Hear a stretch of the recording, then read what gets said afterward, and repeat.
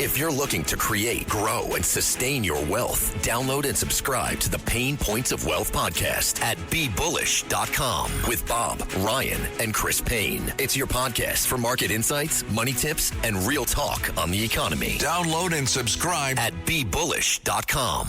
Listen, all you New Yorkers. Excuse me, taxi. Okay, man, we're looking around. This is the 77 WABC minicast. How you doing? How is everyone doing, especially my friends and family up there in New York? It doesn't look good, huh? This thing's really happening because we've been jaded over the course of the years, very jaded as far as the weather forecasts go. Is it really a snowstorm? And then they usually, what they like doing, they realize that the previous snowstorm got them a lot of heat. A lot of ratings. People were paying attention to news agencies and weather services. So they like trying to get you to think another snowstorm's coming. This weekend, is it possible? They ask questions like that. They don't tell you that there's actually a snowstorm. Could we be looking at up to 3 feet of snow? And no. The answer is no. But this one seems legit. This one seems like it's going down. And 2 feet? Is that what they're talking? Will they? There's still something that could happen, though. The weatherman later on could be like, well, we dodged that bullet. We certainly dodged that bullet. Boy, we were looking down the barrel of a shotgun here, and at the last minute it turned off to sea. Meanwhile, they knew. They knew days before that that's exactly where it was going to go. You can't tell me that in 2026, weather forecasting is still so vague and arbitrary and, they don't know exactly what's going to happen, especially within a day or two of it happening.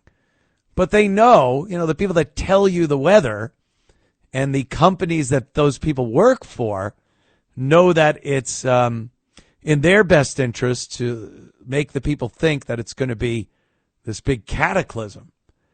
And I don't get that either. That's part of human psychiatry or psychology, I think. Psychology. We look forward to things that aren't good.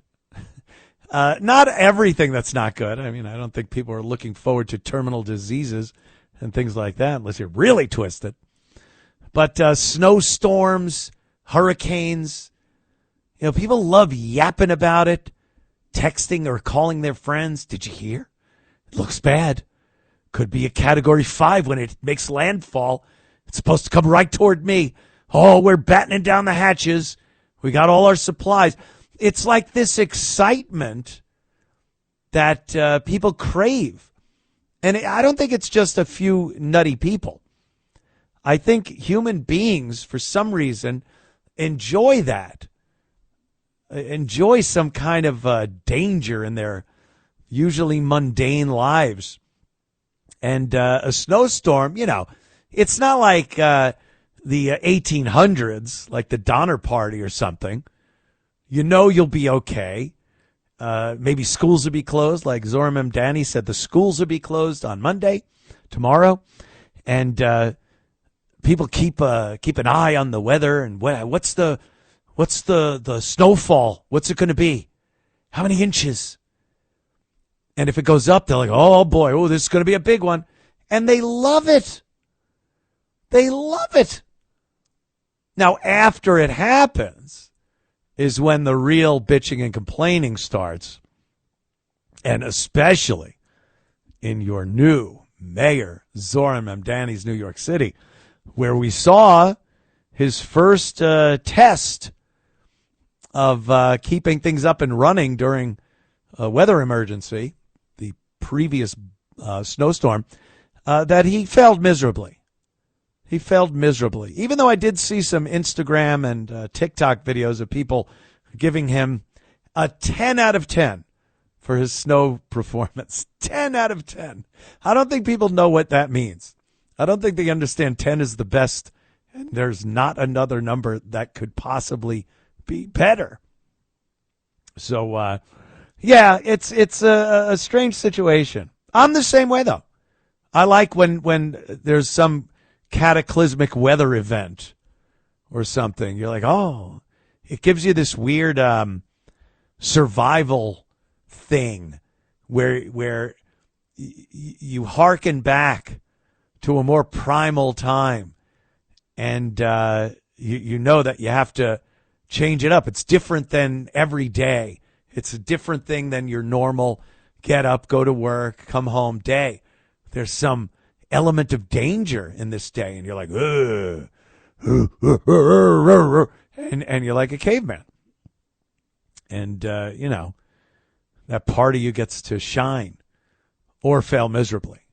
If you're a guy and you got your family and they're freezing cold and starving and the part of the roof is caved in, you didn't do it. You didn't do your job very well. And I hope that isn't you. I got a tree on my house. You don't want to be that guy.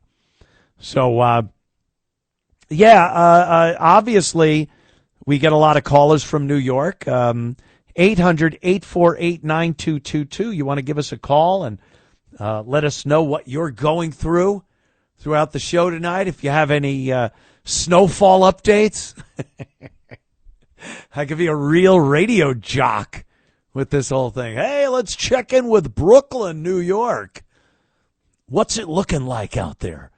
Paint a picture for our listeners. So who knows? But Zoran, he got a bunch of, or he wants a bunch of people to help him shovel out. You got all those sanitation department vehicles, snow plows, the garbage trucks. They put the plow on the front, and shovelers, all the sanitation department workers with their shovels. $30 million of snow removal budget. That's for the entire winter, So he's had one snowstorm this winter. So I'm sure he hasn't run out of funding, right? I don't think so. So why do they need citizens to shovel? Why don't they have these? And it just seems to me like a perfect opportunity for someone to sign up for this, hurt themselves, and sue the city and have the taxpayers pay the rest of their lives. Pay for everything in the rest of their lives. Doesn't it seem that way? And I don't care what you have to sign in order to do this. After, of course, you show your ID that you don't have to show to vote, but you show that ID, you fill out your forms, and then you go out and go, oh, there goes my back. I need to go to the hospital. And they take you to the hospital, and then you go, yeah, I don't know. I hurt myself. They didn't tell me that this job was going to be this strenuous.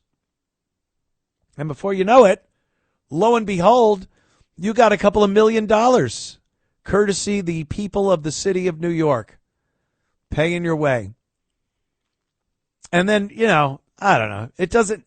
This doesn't seem like World War II United States, World War II New York City.